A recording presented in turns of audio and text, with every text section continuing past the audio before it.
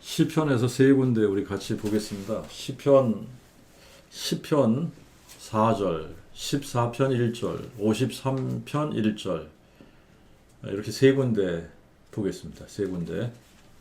시편 4절부터 차례대로 읽겠습니다.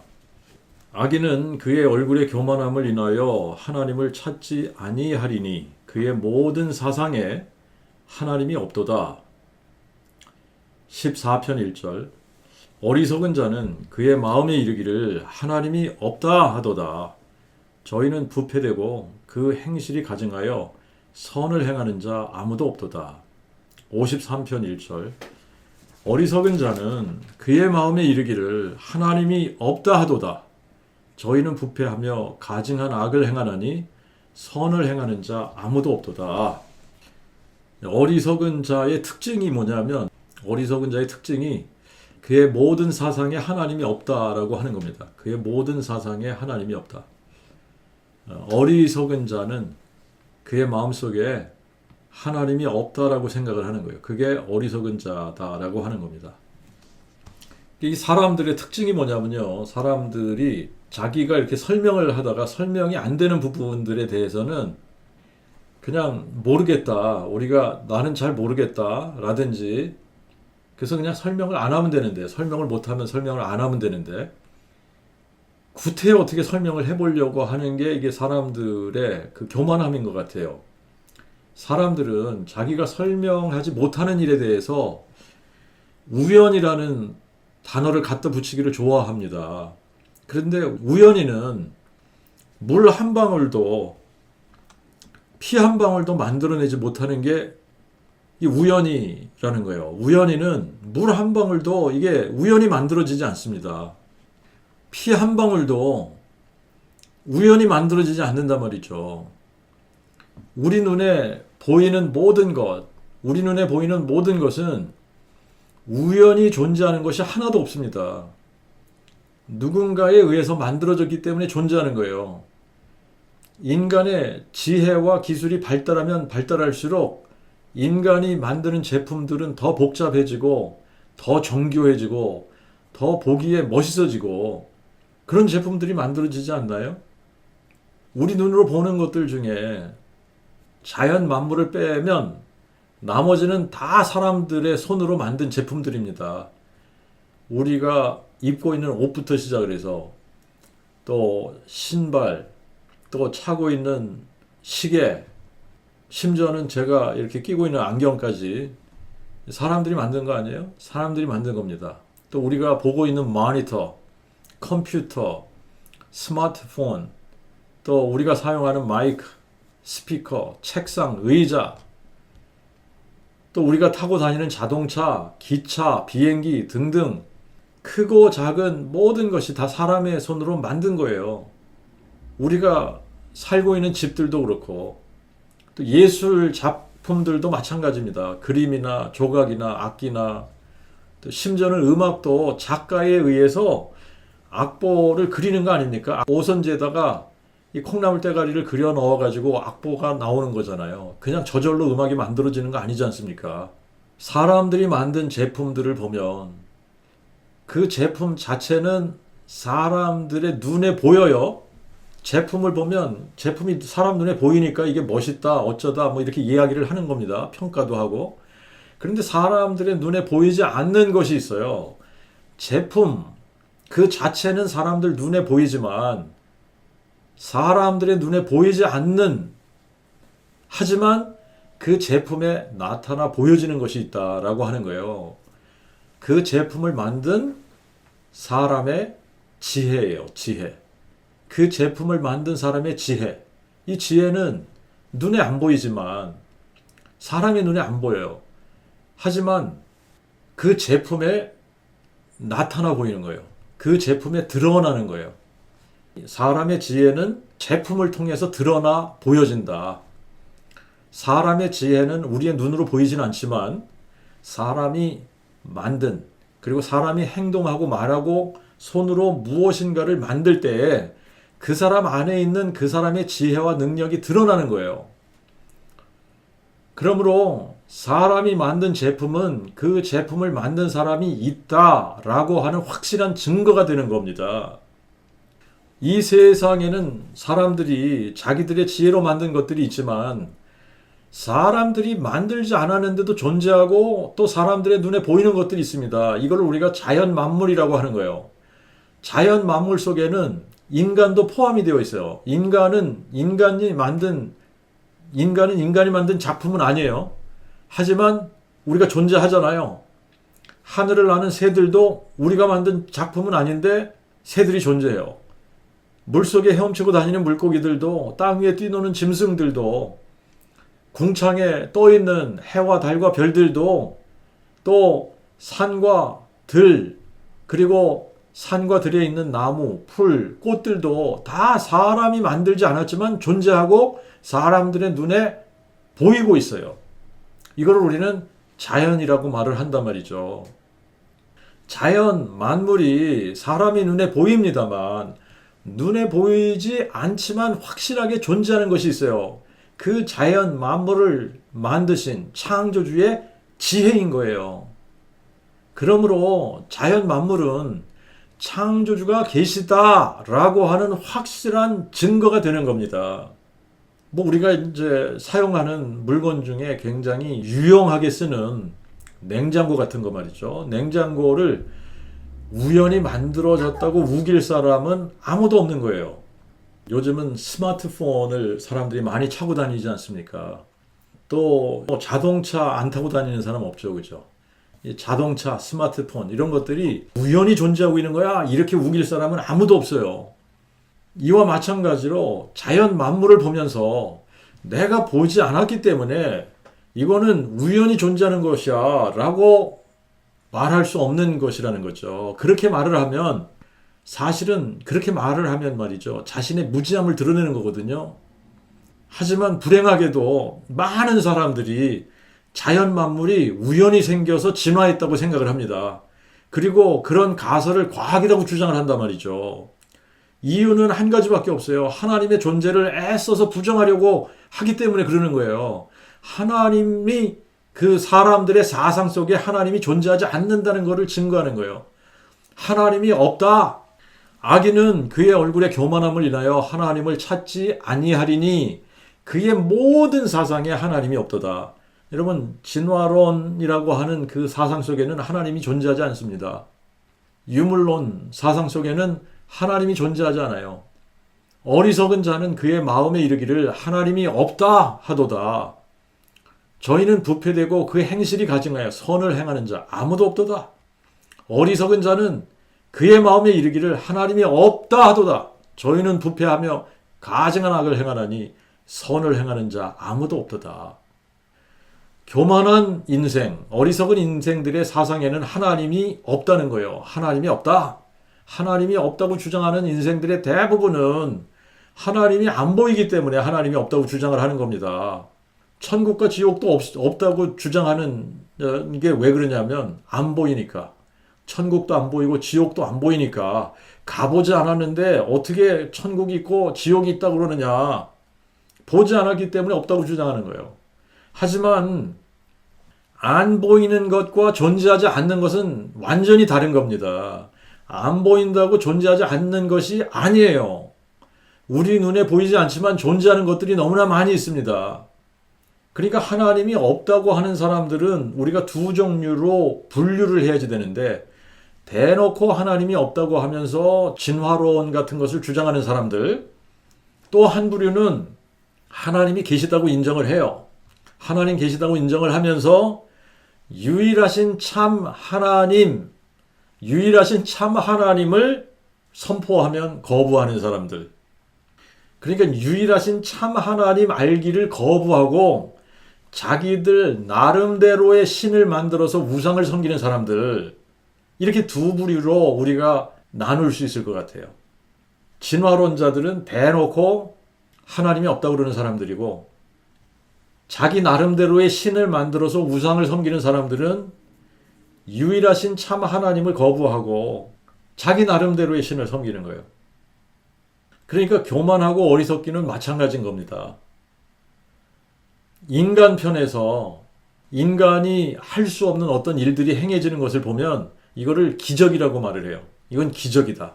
인간의 능력으로 고칠 수 없는 병이 치료가 되면 기적이라고 말을 한단 말이죠.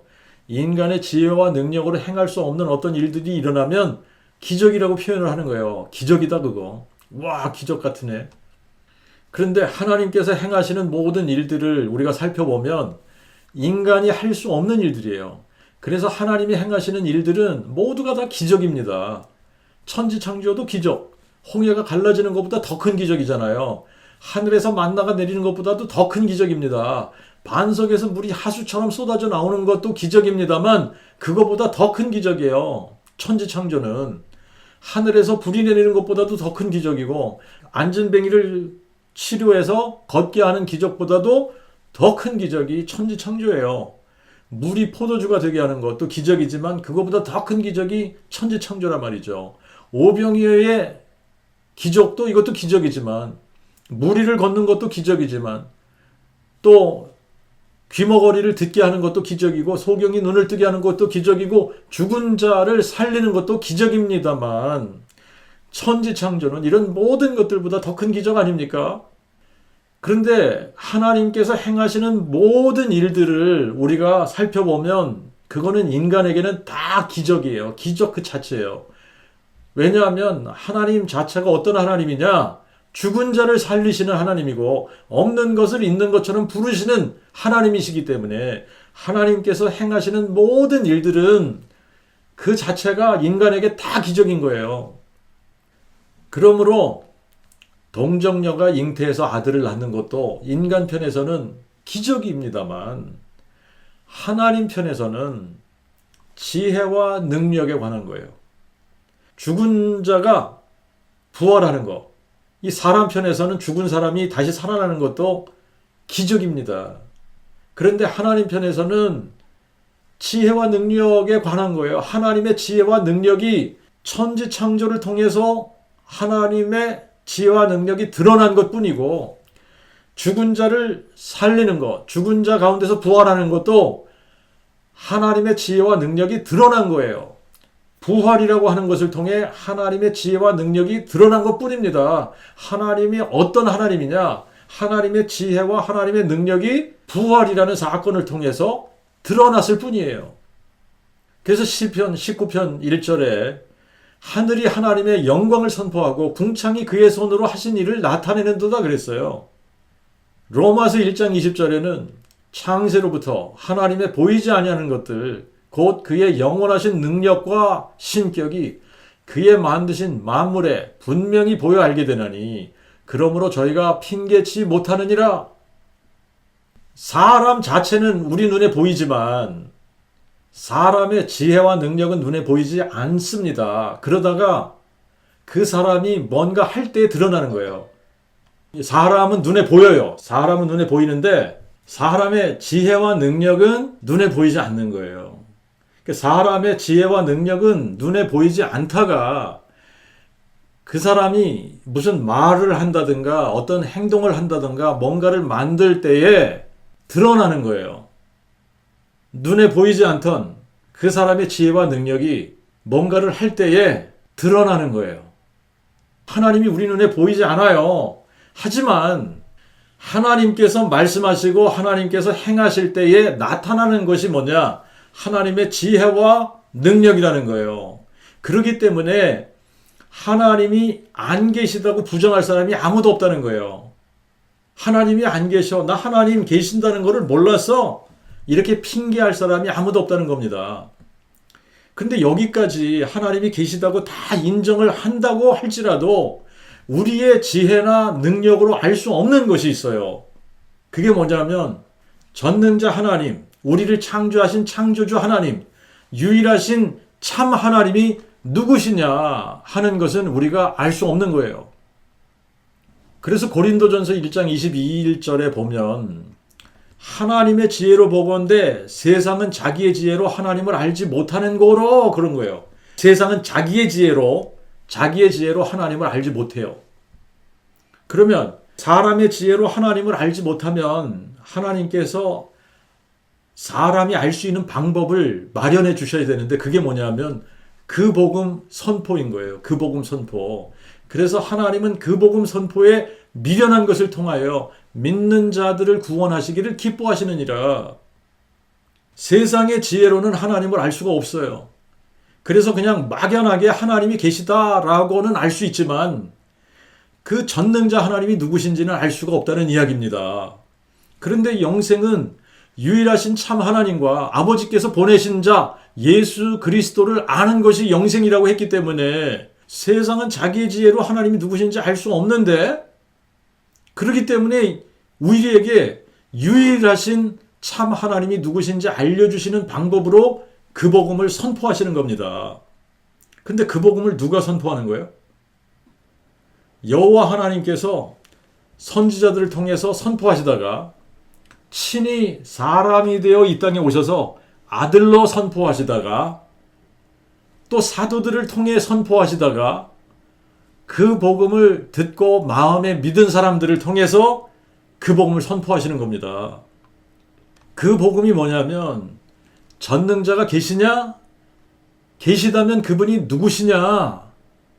정말 그분이 전능자시라는 증거가 뭐냐에 관한 것이 그 복음이에요. 그렇기 때문에 하나님은 그 복음 선포를 통해 자신이 누구신지를 증거하시고 그 복음을 마음에 믿는 사람들을 구원하시고 또 그들을 통해 그 복음을 선포하시는 거예요. 자, 성경에서 그 복음을 이렇게 정의 내렸습니다. 그 복음은 하나님이 그의 선지자들을 통하여 성경에 미리 약속하신 그의 아들에 관한 것으로 그가 육신으로는 다윗의 혈통에서 나셨으나 성결의 영으로 죽은 자들 가운데서 부활하시어 능력으로 하나님의 그 아들로 인정되셨으니 곧 예수 그리스도 우리 주님이시라. 다윗의 씨로 죽은 자 가운데서 부활하신 예수 그리스도가 그 복음입니다. 그 복음이에요. 근데 그 복음을 구성하고 있는 내용이 아주 단순해요. 첫 번째가 다윗의 혈통 혹은 다윗의 씨로 오신다는 거예요. 그리고 두 번째가 죽은 자 가운데서 부활하시는 분이라야 한다는 겁니다. 이 땅에는 자기가 재림 예수라고 주장하는 사이비들이 많이 있습니다. 대한민국에만 해도 문예수 있죠. 문예수가 있었죠. 그죠?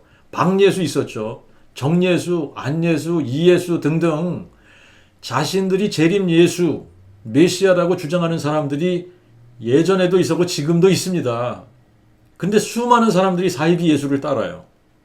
근데 성경에 보니까 다른 예수를 전하는 사람들이 있는 거예요. 다른 예수.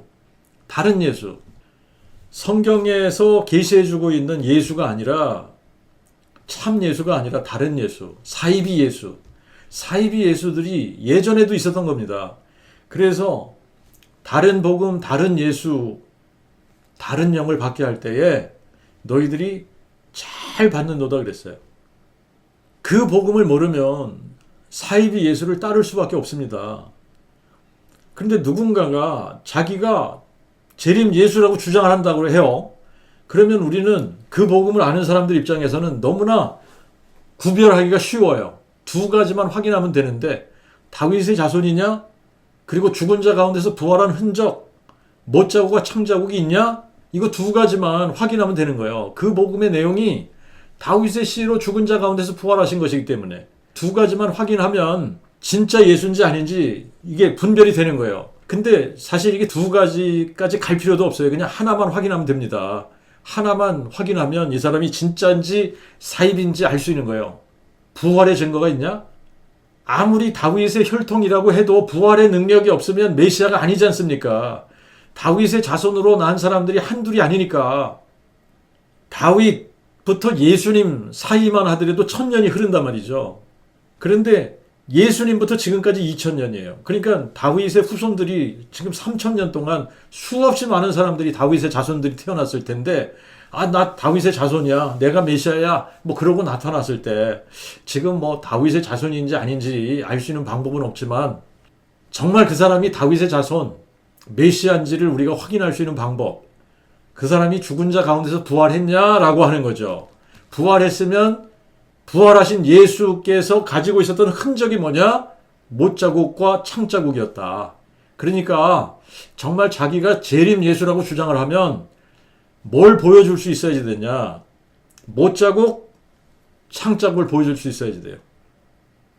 자, 그런데 안타까운 일이지만 사람들이 그 복음을 모르기 때문에 사이비 예수들을 너무나 많이 따르고 있는 겁니다. 근데 이게 이제 사이비 예수를 따르는 거, 정말 내가 재림 예수야 그러는 사람을 따르기 때문에 진짜 사이비 예수, 다른 예수를 따르는 그런 사람들도 있습니다만, 그 복음을 모르면 이렇든 저렇든 다른 복음을 전할 때 그게 진짜 복음인지 다른 복음인지 구분할 수가 없어요. 내가 그 복음이 뭔지를 모르니까. 자, 그런데 그 복음을 알면 우리가 이제 이 흔히 이렇게 표현하는 말 중에 이거는 진짜 신의 한 수다 이런 표현을 쓰죠. 그죠? 뭐 신의 한 수라는 말을 쓰지 않습니까? 그죠? 근데 예수님의 부활 사건이 바로 그런 거예요. 예수님의 부활 사건이 이게 신의 한 수인 거예요. 예수님이 십자가에 죽으실 때 마귀가 뭐라고 생각을 했었느냐면 내가 이겼다 이렇게 생각을 한 겁니다. 그런데 성경대로 사흘 만에 죽은 자 가운데서 부활하셨을 때에 이 부활로 마귀가 외통수에 걸려서 망한 거예요. 마귀는 더 이상 다른 방법이 없습니다. 게임이 끝난 거예요. 망했어요. 졌습니다. 완전히 졌어요. 이제는 심판받을 일만 남은 거예요. 예수님의 부활로 마귀를 멸하신 겁니다. 그리고 생명과 죽지 아니함을 드러나신 거예요. 그러면 죽은 자 가운데서 부활하신 예수를 누구라고 해야지 되냐? 참 이것 때문에도 이제 논쟁이 있었단 말이죠. 예수님 당시에 이런 논쟁이 없었어요. 사도들은 예수님이 누구신지 너무나 확실하게 알았기 때문에 이런 논쟁할 필요가 없었습니다. 그런데 세월이 흐르면서 부활하신 예수님을 정말 마음으로 믿지 않은 사람들 사이에, 머리로는 예수를 아는데 마음으로 믿지 않는 그런 사람들 사이에 예수님을 누구라고 해야지 되냐? 이런 걸 가지고 논쟁이 벌어지기 시작을 했습니다. 근데 사실 우리가 성경을 읽다가 보면요, 예수님 당시에도 유대인들은 예수님이 누구신지 알아보지 못했습니다. 심지어 예수님을 따르던 제자들도 예수님이 누구신지를 알지 못했어요. 예수님께서 아무리 내가 그니라를 외치셔도 사람들은 그게 무슨 말인지 알아듣지 못했습니다. 세례 요한이 제자 두 사람을 보내서 예수님께 이렇게 물었어요. 오실 그이가 당신이니까 아니면 우리가 다른 일을 기다리오리까? 그렇게 물을 때 예수님께서 요한의 제자들에게 이렇게 말씀을 하셨어요. 가서 너희가 듣고 보는 것을 요한에게 고하기를, 소경이 보며 안진뱅이가 걸으며 나병 환자가 깨끗함을 받으며 귀머거리가 들으며 죽은 자가 살아나며 가난한 자에게 그 복음이 전파된다 하라. 자, 이 말씀이 뭐냐면요, 이사야 35장의 성취라고 말씀하신 거예요.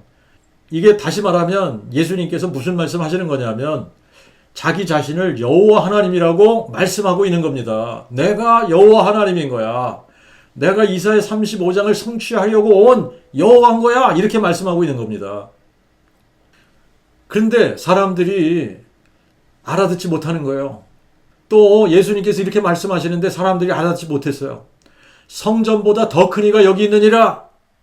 성전보다 더 큰 이, 성전보다 더 큰 이가 누구예요? 하나님이잖아요.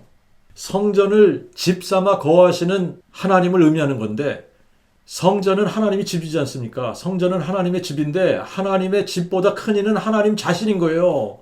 그러므로 예수님이 내가 바로 성전보다 더 큰 이야 라고 말씀하실 때 내가 성전의 주인 여호와니라 이렇게 말씀하시는 겁니다. 그리고 또 마태복음 10장 7절에 보면 너희가 나는 자비를 원하고 제사를 원치 아니하노라 하신 뜻을 알았다면 너희가 무죄한 자를 정죄치 아니하리니 이는 인자가 또한 안식일의 주인임이니라. 여러분, 안식일의 주인이 누굽니까? 일곱째 날을 복 주시고 거룩히 하신 분이 누구시냐고요? 여호와 하나님이세요. 그래서 안식일을 여호와의 안식일이라고 하는 겁니다. 여호와께서 안식일의 주인이시기 때문에 여호와의 안식일인 거예요. 그러니까 예수님이 인자가 안식일의 주인이라고 말씀하시는 거는 내가 그니라를 선포하시는 겁니다. 내가 여호와니라 이걸 선포하시는 거예요. 그리고 나는 자비를 원하고 제사를 원치 아니한다. 누가 하신 말씀이냐면 여호와 하나님이 하신 말씀이에요. 나는 자비를 원하고 제사를 원치 아니하며 번제보다 하나님 아는 것을 원하노라. 마태복음 13장 16절 17절에는 너희 눈은 봄으로 너희 귀는 들음으로 복이 있도다. 내가 진실로 너희에게 이르노니 많은 선지자와 의인이 너희의 보는 것들을 보고자 해도 보지 못하였고 너희 듣는 것을 듣고자 해도 듣지 못하였느니라. 구약의 선지자들과 성도들이 누구를 기다렸습니까? 메시아를 기다렸잖아요. 그리스도를 기다린 거예요. 여호와 하나님이 사람 되어 나타나실 분을 기다렸던 겁니다. 너희가 보고 있는 내가 그니라. 이걸 선포하시는 거예요. 내가 그니라. 너희가 듣고 있어. 너희가 보고 있어. 내가 그니라. 그들이 기다렸던 메시아. 그들이 보고자 했던 메시아. 그들이 듣고자 했던 메시아. 내가 그니라. 또 예수께서 물 위를 걸으시고 풍랑을 잔잔케 하실 때에 나는 여호와 내 하나님이라 물결로 흉용하는 바다를 잠잠케 하는 자니 내 이름은 만군의 여호와니라 하고 선포하시는 거예요. 예수님이 오병이어의 기적을 베푸실 때도 내가 너희 조상들에게 신령한 음식 만나를 주어 먹게 하고 그들을 따르며 반석에서 물이 나게 한 여호와니라. 내가 생명의 양식이고 내가 생명의 떡인 거야. 내가 너희를 목마르지 않게 할 영원한 생명순이라. 이거를 선포하시는 겁니다. 인자가 땅에서 죄를 사하는 권세가 있는 줄 너희로 알게 하노라. 이렇게 말씀하실 때도 내가 그니라. 내가 여호와 너희 하나님이라. 이렇게 선포하시는 겁니다. 내가 부활이요 생명이라고 하실 때에도 내가 사망을 삼키고 승리하리라 약속한 여호와니라. 이걸 선포하시는 거예요. 너희가 성경에서 영생을 얻는 줄 생각하고 성경을 상고하거니와 이 성경이 곧 내게 대하여 증거하는 것이니라 라고 말씀하셨을 때에도 내가 그니라. 내가 여호와니라. 이걸 선포하신 거예요. 너희가 나를 알았다면 내 아버지도 알았으리라. 너희가 만일 내가 그인 줄 믿지 아니하면 너희가 너희 죄 가운데서 죽으리라. 나는 처음부터 너희에게 말하여 온 자니라. 너희는 인자를 든 후에 비로소 내가 그인 줄 알리라. 너희 조상 아브라함은 나의 때 볼 것을 즐거워하다가 역시 보고 또한 기뻐하였느니라. 아브라함이 나기 전에 나는 이니라. 나는 양의 문이라. 내가 온 것은 양으로 생명을 얻게 하고 더 풍성히 얻게 하려는 것이라. 나는 선한 목자라. 나와 아버지는 하나이니라. 나는 길이요 진리요 생명이니 나로 말미암지 않고는 아무도 아버지께로 올 자가 없느니라. 너희가 나를 알았다면 내 아버지도 또한 알았으리라. 그리고 이제부터는 너희가 그를 알았고 또 그를 보았느니라. 이 영생은 유일하신 참 하나님과 아버지께서 보내신 자 예수 그리스도를 아는 것이니라. 이런 모든 말씀들이 내가 그니라를 선포하신 거예요. 내가 여호와니라. 내가 여호와니라를 선포하신 겁니다. 이렇게 구체적으로 내가 그니라를 선포하시고 사람으로서는 할 수 없는 수많은 기적들을 행하시면서 내가 그니라. 내가 너희 하나님 여호와니라 선포하셨어도 그들의 눈은 소경이 되고 그들의 귀는 들리지 않아서 봐도 보지 못하고 들어도 깨닫지 못했던 겁니다. 예수님의 제자들도 예수님께서 부활하신 후에야 비로소 이 모든 말씀이 예수님에 관한 것임을 깨닫고 믿게 되었던 겁니다. 그가 죽은 자 가운데서 살아나신 후에야 제자들이 비로소 그들에게 하신 이 말씀을 기억하고 성경과 및 예수의 하신 말씀을 믿었더라. 이렇게 기록하고 있잖아요. 부활하신 예수님이 제자들에게 나타나신 후에야 비로소 제자들이 예수님을 향하여 나의 주 나의 하나님이로소이다. 이렇게 외쳤던 겁니다. 근데 지금도 마찬가지예요. 사람들이 성경을 읽고 교회당에 가서 열심히 봉사를 하고 예수를 믿는 것 같은데 부활하신 예수님을 만나지 못하면 예수가 누구신지를 모르고 그냥 막연한 예수를 믿는 거예요. 막연하게 예수를 믿는데 그분이 누군지를 모르고 믿는 겁니다. 그런 사람들이 예배당 안에 허다하게 많은 겁니다. 부활을 믿는다고 이야기를 하는데 부활을 믿는 것과 예수의 부활을 마음에 믿는 것하고는 완전히 다른 거거든요. 그리고 또 예수의 부활을 머리로 하는 거하고 마음에 믿는 거하고 이게 두 가지가 또 완전히 다른 거예요. 그런데 사람들이 이런 것들을 구분을 못하는 거예요. 예수의 부활은 전능자 하나님이 계시다라고 하는 확실한 증거입니다. 예수의 부활은 예수께서 전능자시라는 확실한 증거예요. 예수의 부활은 예수께서 동정녀 탄생하신 다윗의 자손이요 하나님의 그 아들이라는 것을 증거해 주는 거예요. 예수의 부활은 예수께서 마귀를 멸하시고 사망을 삼키시고 승리하신 여호와 하나님이라는 증거입니다. 예수의 부활은 역사적 사실이기 때문에 모든 사람이 믿을 만한 객관적 증거가 된다는 것을 증명해 주신 거예요. 예수의 부활은 예수께서 죽은 자와 산 자의 주가 되신다는 증거입니다. 예수의 부활은 완전한 속죄의 제사가 드려졌다는 증거예요. 그러므로 예수의 부활은 마음에 믿는 모든 사람들의 죄의 문제를 완전히 없이 하신다는 증거입니다. 예수의 부활은 성경 말씀이 모두 사실이고 하나님의 말씀이라는 증거예요.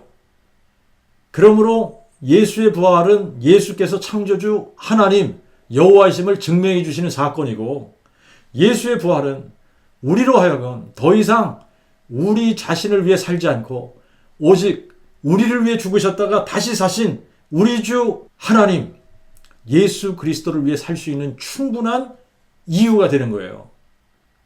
예수의 부활은 마음에 믿는 모든 사람들을 거듭나게 하시는 하나님의 능력임을 증거하는 겁니다.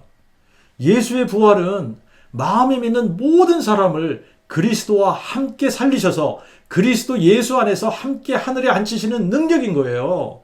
예수의 부활은 예수께서 죽은 자를 살리시는 하나님이시라는 증거이고, 예수의 부활은 예수께서 없는 것을 있는 것까지 부르시는 전능자 하나님이시라는 증거입니다. 예수의 부활은 예수께서 나는 부활이요 생명이라고 하신 말씀을 확증해 주신 사건입니다. 예수의 부활은 예수께서 내가 곧 길이요 진리요 생명이니 나로 말미암지 않고는 아무도 아버지께로 올 자가 없다고 하신 말씀에 대한 확증인 겁니다. 그러므로 예수의 부활이라는 이 확실한 증거가 없으면 예수를 믿는 믿음도 헛되고, 그러므로 우리가 여전히 죄 가운데 있게 되고 예수 믿는다고 하는 사람들이 가장 불쌍하고 다 망한 사람들이 되는 겁니다. 예수의 부활은 예수께서 하나님의 그 아들 그리스도이심을 확증하는 증거예요. 예수께서 하나님의 그 아들이시다라는 말은 예수께서 여호와 하나님이 사람으로 나타나신 분이라는 뜻이에요. 예수님이 영존하신 아버지신데 한 아기로 한 아들로 주신 바 되신 분이라는 증거입니다. 예수의 부활은 예수께서 다윗의 뿌리요 자손이심을 증명하는 사건이에요. 예수께서 다윗의 뿌리요 자손이라는 말은 예수께서 아버지이면서 아들이란 말입니다. 뿌리는 아버지를 뿌리라고 하지 않습니까? 조상을 뿌리라고 한단 말이에요. 자손은 아들이잖아요. 그러니까 예수님이 하나님 아버지이시면서 하나님의 그 아들이시라는 말이 나 예수는 다윗의 뿌리요 자손이라는 말이에요. 계시록 20장 16절에 나 예수는 내 천사를 보내어 교회들을 위하여 이것들을 너에게 증거하게 하였노라. 나는 다윗의 뿌리요 자손이니 곧 광명한 새벽별이니라. 나는 다윗의 뿌리요 자손이니, 이 말은요 우리가 만들어낸 말이 아닙니다. 이 우리가 만들어낸 말이 아니잖아요, 그죠? 우리가 만들어낸 말이 아니라 예수님께서 친히 하신 말씀이에요. 계시록 20장 16절에 예수님께서 하신 말씀입니다. 나 예수는 내 천사를 보내어 교회들을 위하여 이것들을 너에게 증거하게 하였노라. 나 예수는 이 말이잖아요. 나는 다윗의 뿌리요 자손이니, 예수님이 하신 말씀이에요. 나는 다윗의 뿌리요 자손이니, 예수님이 다윗의 뿌리요 자손이다.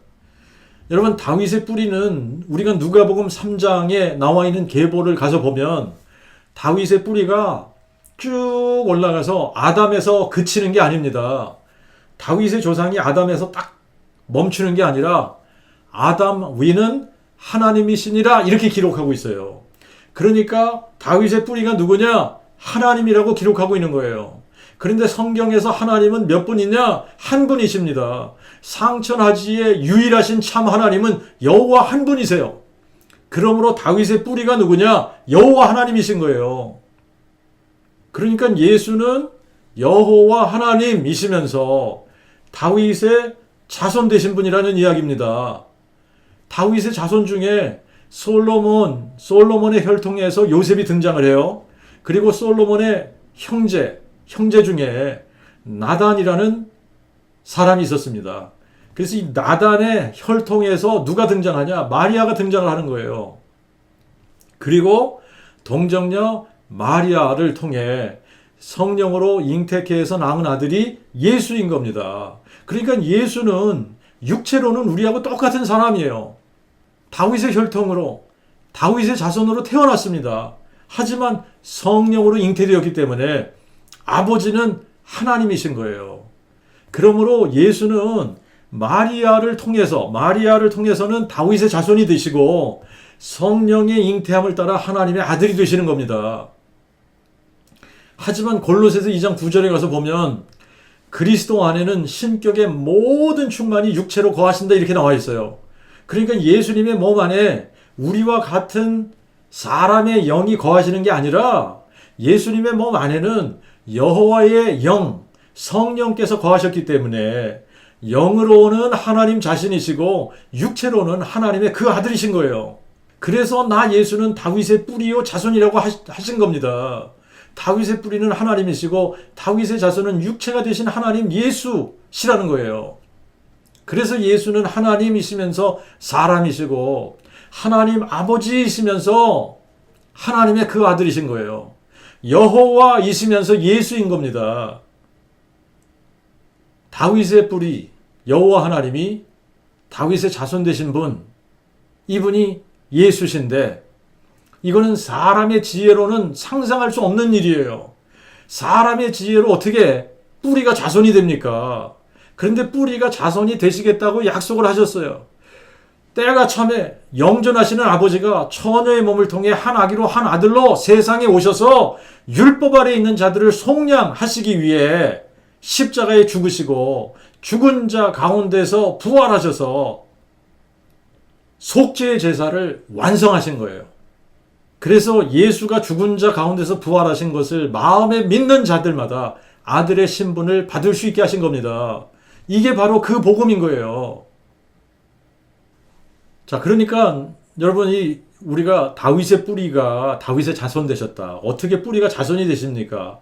여러분, 사람의 지혜로 하나님 알 수 있는 방법이 없는 거예요. 어떻게 사람의 지혜로 하나님을 알 수 있습니까? 사람의 지혜로는 하나님을 알 수 있는 방법이 없어요. 뿌리가 자손 되신 분인데, 이분이 다윗의 뿌리요 자손이신데, 이분이 하나님 아버지이시면서 하나님의 그 아들이신데, 이거는 인간의 지혜로 불가능한 거예요. 어떻게 인간의 지혜로 하나님을 알 수 있습니까? 그래서 그 복음 선포를 통해 믿는 자들을 구원하시기를 기뻐하신다고 하신 거예요. 전능자 하나님이 사람 되신 사건, 어떻게 뿌리가 자손이 되시냐?